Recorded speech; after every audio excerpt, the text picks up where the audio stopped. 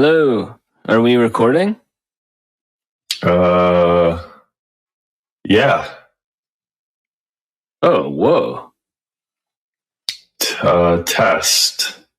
Testing. Awesome. Thank you so much for listening, everybody. We're so glad to be here together to record our pod. Yeah, so this is called Up Close and Personal.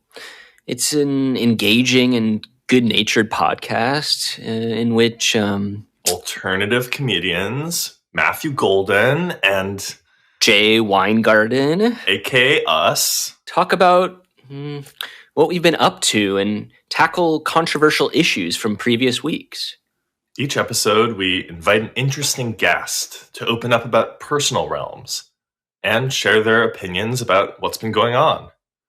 The bottom line is, this is what happens when two American nonconformists with divorced screenwriter parents get together to shoot the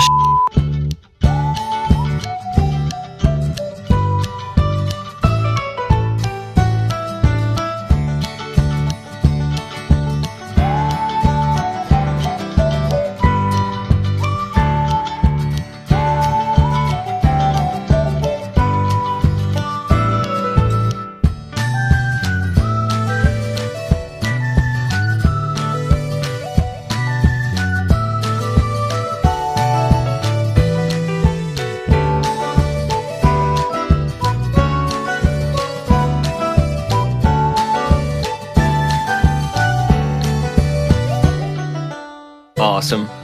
That sounded pretty good, actually. Well, we did say it. I hope we'd like what we say. Well, if we don't like it, we just have to live with it. Unless we want to stop this recording right now and start over. Nah. Awesome. Yeah, we're pretty flexible. Go with the flow. Go with the flow, don't you know? Are you going somewhere with that? Yeah, I'm rhyming. Go with the flow. How low can you go? Too slow? Oh, man. I thought you'd let me get away with that. Just as a little side benefit. It's all good. It's all good. Yeah. So, anyway, yeah. So yeah, for anyone who's not super familiar with our work. Right. Yeah, maybe we should give a little introduction to the peeps out there who aren't diehard fans or whatever. Yeah. Shout out to the diehards. But also, shout out to the fresh meat. Yeah, man. What? Yeah, we like old friends and new beginnings, y'all. Hell to the motherfucking yeah. So yeah, I mean, basically, after getting our asses rejected by AFV, AKA America's Funniest Home Videos, we've basically been busting our asses bi-coastally.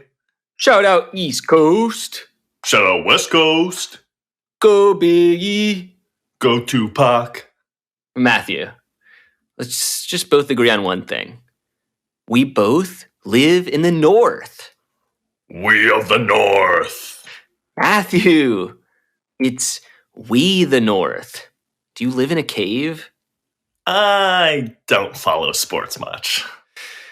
Well, okay. The Toronto Raptors adapted the slogan, We the North, during their successful... Jay, I think we're getting more than a little off track. You know what's best for us, and I thank you. Awesome. Well, back to basics about our past. Well, we should probably mention that we nabbed that residency at Union Hall. Yeah, Union Hall, yes. BKNY. Shout out to all the real people chilling like a villain in my hometown. Oh, yeah. You're actually originally from New York, huh? Yes, Brooklyn to be exact. I didn't exactly grow up there, though. That's right. I didn't get that vibe from you. I hear no accent? Life is like a box of chocolates. Okay, Mr. Forrest Gump. I hear this accent. It's from Alabama, and you're Forrest Gump. How'd you guess? Well, an accent's an accent. It's all the same to me. How long are you going to continue this accent? We have to get back to the topic at hand. Order! Order in the podcast! Oh, so now you're doing an impression of a federal judge in the world of podcasts. Okay. But yeah, I mean, the cool thing about doing comedy in New York is you get way more stage time. Oh yeah, how many shows did you nab a night? Were you able to amass that kind of volume because of the subway system being so efficient? Is that a rhetorical question? If you have to ask, you probably know the answer. If you see something, say something. Ugh, I hate those ads. Not as annoying as those Smuckers ads in the most northerly area of the subway system. Yes, they're always advertising Smuckers. As if while you're running late to work, you're suddenly possessed with the compulsion, I need Smuckers. I need Smuckers? I think I need a shower. I'm getting stressed out. This is why I'm so glad I'm out of New York. Yeah, you just weren't getting your personal self-care done in New York. Well, New York is dirty. The pigeon capital of the world. Or the rats with wings capital of the world. I knew you were going to say that. Mm. You're always mentioning rats with wings. Call them by their name, my friend. All right. Pigeons. Are you happy? Actually, no. We're way off topic again. Okay. So anyway, what's been going on with you for the past couple of weeks? Is it okay if I say something that happened in the last 3 or 4? Why not? It's more than a couple, but it's not bad. Anyway, this is more for the benefit of the listeners, since we actually do keep abreast of what's happening in each other's lives. Okay, so 3 to 4 weeks ago, I had to go to this so-called genius bar. I say that purely as a joke because this time the personnel did truly seem like geniuses. Why'd you come in the first place? Was there something wrong with your computer? Yes, my laptop. My old trusty Mac. You know the Mac, right? Of course I know the Mac. We do a lot of writing on it together. Yes, it's silver and I got it in 2015. And the device has been freezing to the point where I don't know if I'm living in New York City or the North Pole. Because it's so freezing that it's basically no different than ice.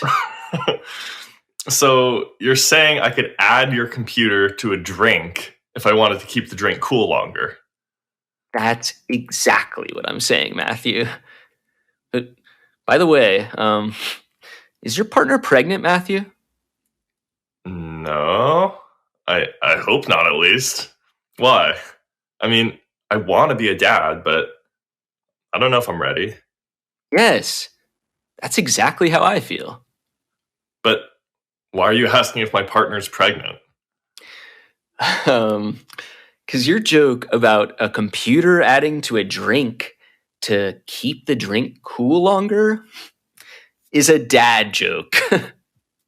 Well, never hurts to start practicing this form of humor well before I'm ready, both emotionally and financially. Of course. I know I must be financially stable before I bring life into this world. Stable in all areas of my life, actually. That's wonderful, Matthew. Honestly, that's good advice even for people who aren't trying to conceive. Stay stable out there, y'all. You could see how stable my life is when it took me 2 million computer freezes before I sought help. Yes, but on the 2 millionth freeze, you did seek help. I know. So that's progress. So, I mean, what were you doing when the computer froze? Let's break this down. This ought to be rich. Don't think I was doing any funny business. I had normal programs open. Wasn't anything important or memorable. Okay. So, what happened with these geniuses? Well, They were geniuses this time, Matthew. I'm not being sarcastic. Go on. Oh, the personnel, okay? Uh, Once they get to know you, they really seem to know their stuff and stay with you until you're set up and comfortable. Oh, really? That's awesome. I've noticed with a lot of these big budget chains, the personnel can really differ from store to store. Right. From branch to branch. Correct. Like, do you remember all those battery issues I was having back in 17? Of course. Well, wouldn't it have kind of made sense to have a dedicated technician handling all of those issues?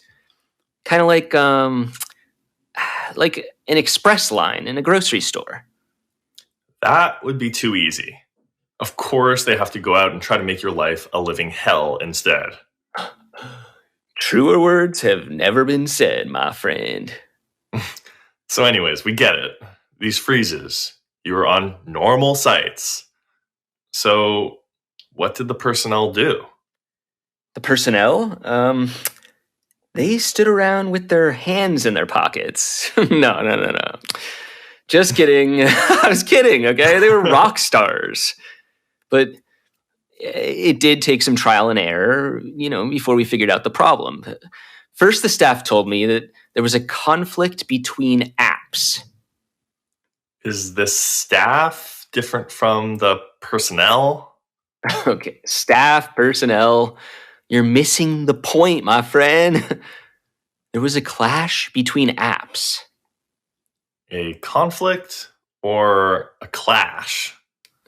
Oh, you truly were an English major. Sorry, not sorry. Like Bill Maher's ads. Anyway, yes, we could rant like Bill Maher's ads, but we want to talk about the old trusty silver Mac from 15, that is. Okay, so tell me, did uninstalling the apps ultimately solve the conflict? The problem was still there, okay? After updating the latest version of Catalina, I remain frustrated.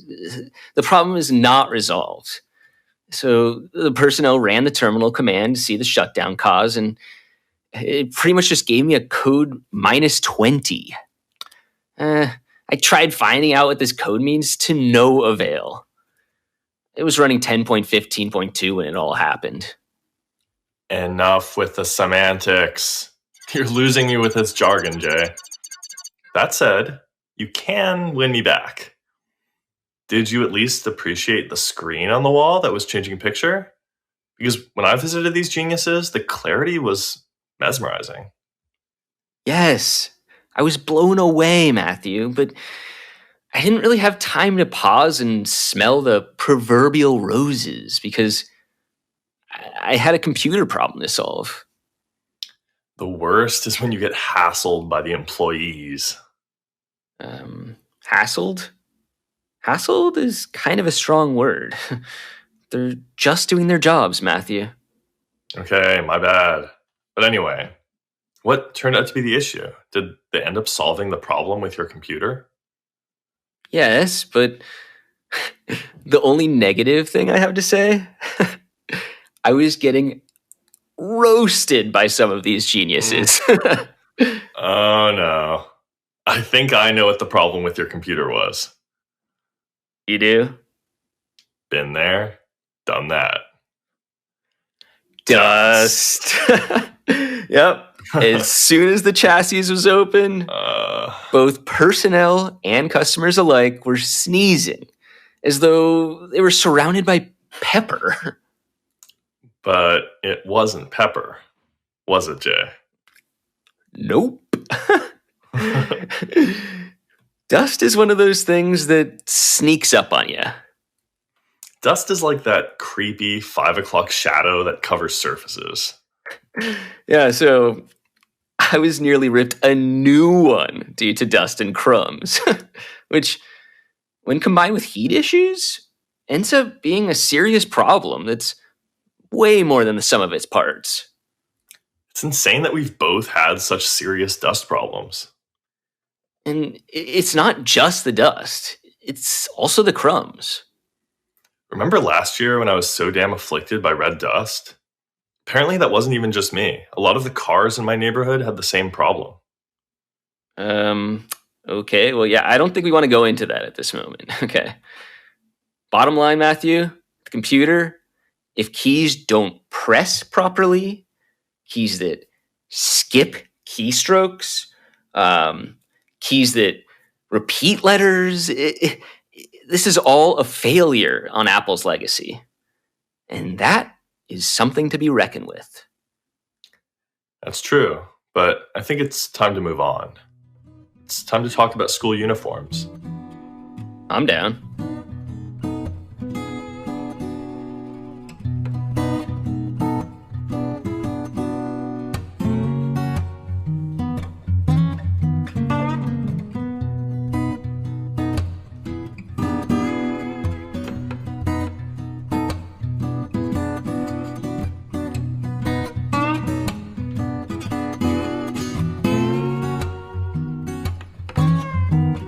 Well, what's your take? Yay or nay? Personally, I feel like it's a divisive issue that's not super conducive to nuanced thinking. Well, I believe that students should be able to have a choice to wear whatever they want. Does this perspective come from any personal experiences you've had? Okay, so when I was a boy, I got to wear whatever I pleased. If I wanted to wear red shorts, I'd wear red shorts. If I wanted to wear blue shorts, I'd wear blue shorts. If I wanted to wear green shorts, I'd wear green shorts. You can see where I'm going with this. Students who have to wear the same clothing as every other student in their school are simply not able to express their individuality and their creativity. What's so creative about shorts? Ever heard of pants? Yeah, they're shorts, but they're longer. Who gives a shit? Okay, sorry about the snide remark. Can I finish? Okay. Cut to present day. A few days ago, I was walking on Park Path Ave, which is one of the streets in my neighborhood. And okay, so I saw dozens of children, many of whom I had trouble even telling apart. I was lucky some of them had different colored hair and some had blue and hazel eyes, so I could actually distinguish one student from the next. Of course, I am exaggerating, but it had a certain Orwellian feel. I feel like some out-of-the-box thinking is called for here. I mean, I completely understand what you're getting at, but there's a case to be made for school uniforms actually being really quite interesting. Okay, maybe illuminate me, please? Because to me, it has a certain Orwellian feel. Well, the way I see it is this. People say that school uniforms stifle creativity because all the kids look completely the same, but it's not true. I mean, even two articles of clothing made in the same factory are not exactly identical. It's physically impossible for two things to be exactly the same. Even if it's just one atom extra or slightly more dye added to the fabric, the kids are simply wearing different clothes. It's plain and simple. That's fascinating, Matthew. How long have you had this viewpoint? I mean, obviously this topic hits close to home. I mean, you can tell, huh? What? Does this have to do with your little cousin, or? Yes. Yeah, my cousin he goes to a pretty reputable all-boys private school in a fairly well-known district, actually. I'm listening. So yeah, the school's admin tend to be pretty strict. Lax. No, strict. Oh. Yeah, strict in terms of their school uniform policies. And the admin cracked down at a moment's notice, especially lately. Huh. I'm sorry to hear that. Thank you, but no, there's no need to have that reaction. It's ridiculous to act as if and the rest of his class of 2022 are somehow oppressed by a policy at a school that actually really benefits them. This is a school they're choosing to go to. that provides opportunities every step of the way, and is responsible for the molding of these young men. And he has a social support system to boot. Oh. Okay. Sorry I got so heated. It's all good. So, okay. Is he into any specific after-school activities, or? Well, I mean, obviously he can't leave campus. It's a closed campus. So it's not like he's out painting the town red or anything. Yeah, obviously. But, like, okay, what's his day-to-day? Like, is there anything that really seems to pique his interest? Like, I don't know, student body or mock trial, peer counseling? Does any of this ring a bell? Hello? Like, I feel like I'm speaking another language here. Chime in, Matthew. Sorry. Yeah, he has a slew of interests. I mean, obviously, we can start with music. Yes. I knew about that. Yeah, we've talked about liking music before. I know. But yeah, aside from that, he's obviously still doing crew. He's pretty into the DIY scene. Yeah, real quick. I was going to actually ask you about that. Can anyone get into that, or? Yeah, I think so. I'll put you in touch with you. But yeah, he's been doing really well in terms of differentiating himself from his peers to position himself for the future. Yes. That's great. Like, that's all you can really hope for. But that's not to say I don't respect your opinion. I mean, of course, schools with more liberal dress policies should still be allowed to exist. Okay, so obviously I am not a principal, but if I was, okay, day one I walk in and like I ban uniforms, like bam, I get in there, I'm the PA, and I explain to the kids, I go, children's freedom of expression is restricted by school uniform. Like, students should be able to express their style. And yeah, and then the kids would probably be so excited. They'd be like, Pizza Friday. And like, I'd be like, now, can't we just be happy with expressing our style? And, little Johnny, you can eat pizza at home, not at school. Well, that seems fair enough. I mean, I feel like any perspective on this issue is going to have its own share of supporters and detractors. Partly it depends on how you were raised, I suppose. So, what have you been listening to lately? Oh, well, if I were to open up that can of worms, we could have a whole podcast dissecting each song I was listening to and what mood I was in when I put it on. Yeah, I'm sure. But generally, what has been floating your proverbial boat the last 3 or 4 weeks or more? Buzzy Lee. I have no idea where I was going with those questions. We've both been bumping Buzzy Lee. Buzzy Lee. Buzzy Lee.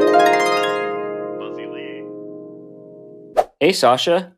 Sasha, it's great to have you on the pod. Jay and Matthew, thank you for having me. It feels like there's so much pressure being the very first guest on a podcast.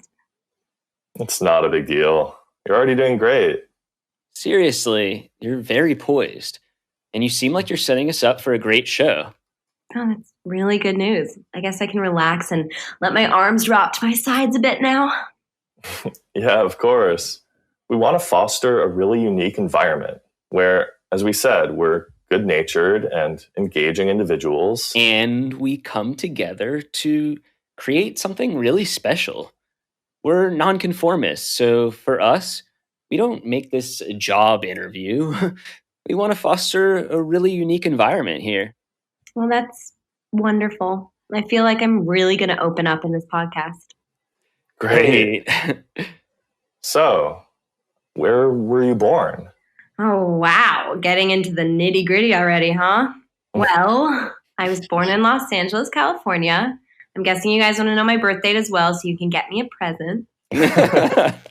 Oh, the pressure's on. No. I don't need anything huge. I'm partially joking, of course, though I do always appreciate gifts for that special day. Though I haven't really had a huge get-together for my birthday in a while. Mostly just kicking back with a few close friends. So yeah, my birthday's May 14th, and I'm a 90s kid. So any of those references will go swimmingly. Inspector Gadget. Gadget.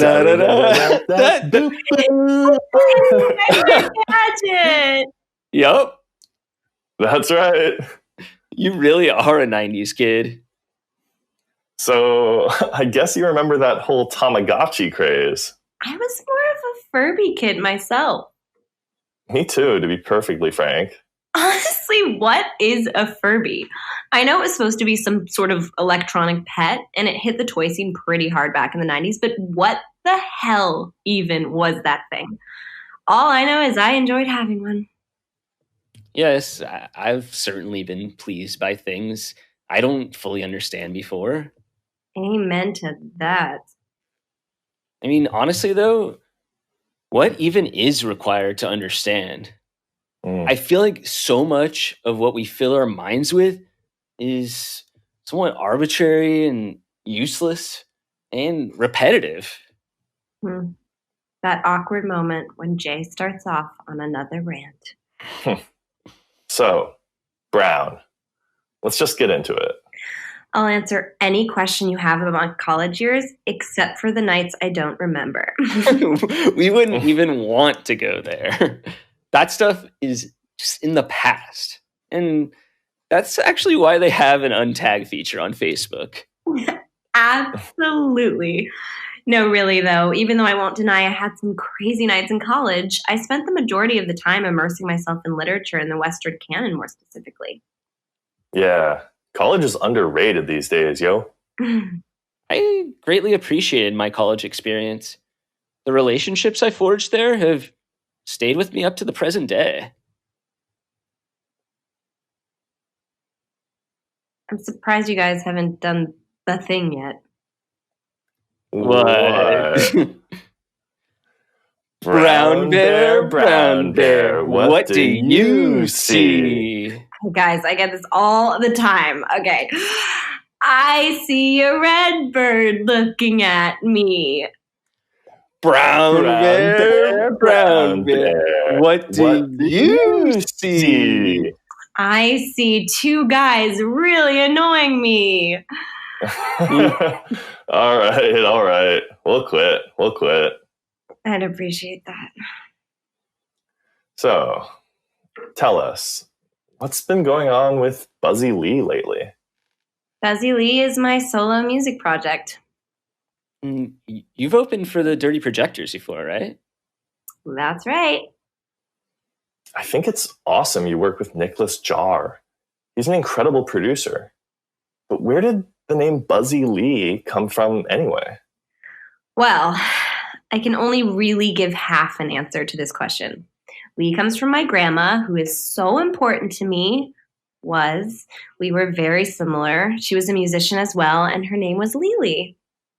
Oh, I think I met her. Did she own a kosher restaurant? She came and talked with me actually while I ate a few times. It was awesome. Aww, yeah, that was her. She loved talking to her customers. I heard that her old restaurant, Milky Way, right? I heard it's reopened again, no? Yeah, I love that place so much. Anyway, how'd you get started playing music? I actually started singing when I was maybe 5 or 6. I'd sing in the shower, on the walk to school, everywhere they'd let me pretty much. That's awesome. I heard somewhere that when you were becoming a bat mitzvah, you were belting out the Hebrew like Aretha freaking Franklin or something. Is this true? Oh my God. Wait, how did you know this? Yeah, I really took it seriously. Though I'd say it was more like Mariah scales. Like, I was so focused on the Hebrew that I just kind of went all out. Do you ever channel that energy into Buzzy Lee? Oh, yeah. I pour my heart out. I try to be as vulnerable as possible when I'm up there performing. When did you first go public with your music? I actually first started as a duo act with my brother Theo. We had a dream pop duo called Wardell. It's indie folk rock, right? Yeah. My work as Buzzy Lee is kind of a departure for me from that style of music, but I enjoy both in terms of writing the music, but also in terms of what I like to listen to in my spare time. So, we already covered the origin story behind the name Buzzy Lee. Well, at least the Lee part. Sasha isn't ready at this juncture to discuss the Buzzy aspect. Right. But we're left wondering, I know what you're going to ask. where the does the name Wardell come from? We have our theories, actually. But Sasha, you answer first so we can see if we're right or not. Okay, well, when I was a little girl, my brother and I used to huddle under the covers with the laptop illuminating our faces. And we'd watch Brandon Wardell videos. We watched so many that we figured we should just write music about what we were doing. I knew it! Guys, are you kidding me? I'm joking. Well, now I feel like a fool. Oh, I'm sorry. It's all good. Yeah, we actually know Brandon Wardell. I co-starred in a pilot with him for Jash. I've been meaning to reach out to him because we used to kick it a lot when I lived on the West Coast, but now I'm a New Yorker, so things became more difficult to chill. That's great. Yeah, he's really funny. But no, Wardell is actually totally separate from comedy for me, though I must say I really enjoy comedy. Lately, I've been a huge fan of a certain Thune. Nick Thune, to be precise. Oh yeah, Thune's my homie too. Oh, yeah. Isn't his birthday coming up? No, it's actually in December. You were so wrong. You actually just said that. It's all good, Matthew. Now you have a long time for gift prep. Well, I don't know Thune that well. It's not like he's bought me any gifts. But if Nick Thune is listening, my birthday is September 23rd. Definitely don't need to get me anything expensive, though. Yeah, Thune, brother, definitely don't spend more than like $20 on Matthew. Maybe just a book is good. Matthew is really low maintenance. He's kind of like a cat in that regard. I'm kind of the same way. I find it's a lot of pressure to get too big a gift, but it's all good. You guys are pretty chill, so I wouldn't feel so much pressure to get you guys anything too crazy if we were in like a secret Santa or whatever. That's awesome. We would love to be involved in a gift exchange with you next holiday season. Yeah, we could schedule it around Thune's birthday. Okay, guys, we'll see. So anyway, mind if I turn this around on you? I have a question for you guys. Shoot. So why are you guys called those weird guys? Well, it's a funny story. Back in Cali, we were neighbors, so we would do a decent amount of grocery shopping together. It made sense to do so. We had a lot to talk about, and it was inevitable that we'd buy groceries, so we thought, may as well coordinate this and pretty much kill two birds with one stone. It wasn't weird at all, though. Like, sometimes we would both listen to music separately on headphones. But it's not like we had to be talking nonstop or anything, you know? Plus, it was inevitable that we would choose opposing food items at the supermarket, so one of us would wander off randomly at times. Eventually, though, we would reconvene in the checkout line. Yeah. And there was this old bagger there. Yeah, you know, the guys who put your groceries in bags? Uh-huh. Yeah. Yeah, this bagger. He used to go, here come those weird guys. Here come those weird guys. Thanks for the clarification, Matthew. Ultimate sarcastic face. You think Sasha can't understand Southerners? Might be. At first, it was kind of annoying when the bagger kept on saying this as we'd reconvene at the checkout, but eventually it really started to suit us. Plus, we actually are two of the weirdest guys imaginable, so the name stuck. Guys, I really like the name. It's funny, satirical, plus it's snappy. But I have a really cool idea for a name. Do you mind if I rename you? Sure. So that means you do mind? Whatever. You know what I mean. I'm busting your chops, man. Anyway, Sasha, what do you have in mind? Well, I feel like you guys are kind of timeless. Like, I literally don't know what era you're in right now, the 70s, the 1870s, or even Greco-Roman times. So I feel like the name needs the word timeless in it. Okay, I'll just say the name. Those timeless creatives. Wow. Wow. I I absolutely love that. That's really beautiful. Thank you, Sasha. Those timeless creatives it is. Yeah, I'm pretty good at stuff like this. Sasha, is there anything you want to plug before you go? Definitely keep checking out Buzzy Lee. Check out this Hanukkah album that came out back in November. It was a collab with some pretty awesome people like Jack Black, The Flaming Lips, Adam Green, etc. Well, awesome. Thank you so much for doing our humble little pod. Yes, Ep 1, but we're coming out strong with the incredible Sasha Spielberg. Thanks so much. It's honestly been such a pleasure getting to hang out and spend time with you guys. Let's definitely catch up again soon. Bye. Bye. Take care. Bye.